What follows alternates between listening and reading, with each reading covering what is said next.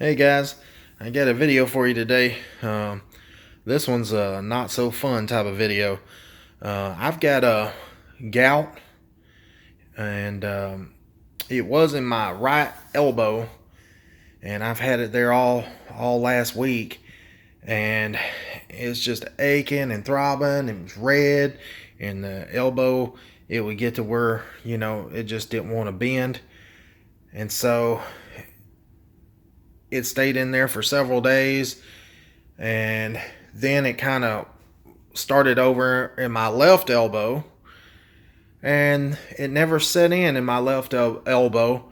But then you're sitting here looking at my left knee, and you can definitely tell the left knee is swollen and red. It's hard to really tell. You can see look at that. I mean, that whole area right there is just boom. When I got up this morning, I was so stiff and so sore and had so much pain in my left knee. I could hardly stand. It took me a few minutes just to be able to try to force myself to get up because I was in so much pain.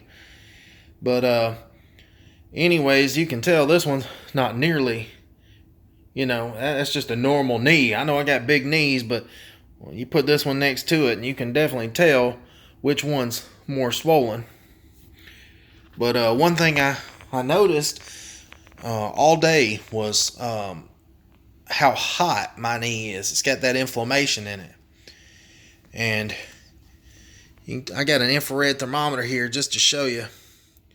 Right here on this knee, I'm at 85. Move it around a little bit. 86. Yeah, I'm all the way around 85.5, 85. So between 85 and 86 degrees. I get over here on this puppy, 91 degrees. 91. 91.5. 91.5 right there. Just goes to show you that gout gets in that joint and it gets hot. And the reason it gets hot is because these gout crystals under a microscope look like little sharp points. And so what happens is when you walk, or when you're just sitting still and you move, that joint always moves. Your joints are always working, unless you're sleeping and you don't move at all and you sleep, But if you make the slightest movement, that joint's working.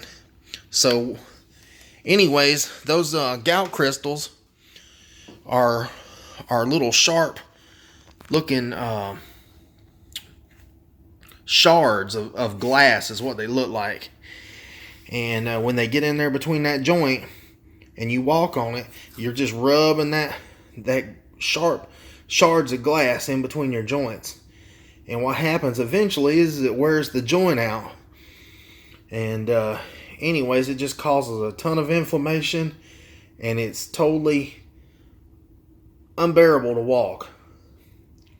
A lot of times if you hear people getting gout or old timers getting gout, most of the time when they talk about gout, they talk about getting gout in your big toe. And I'll show you here with this infrared thermometer, kind of right where it gets me, about right there in that toe joint. It just tears me up when I get it there. You can see how cold it is right there on my toe, 71.5. Look how hot it is right here on this knee again. 91.5. Yeah. There you go. 92. Yeah, it hit 92. That's the hottest I've seen it.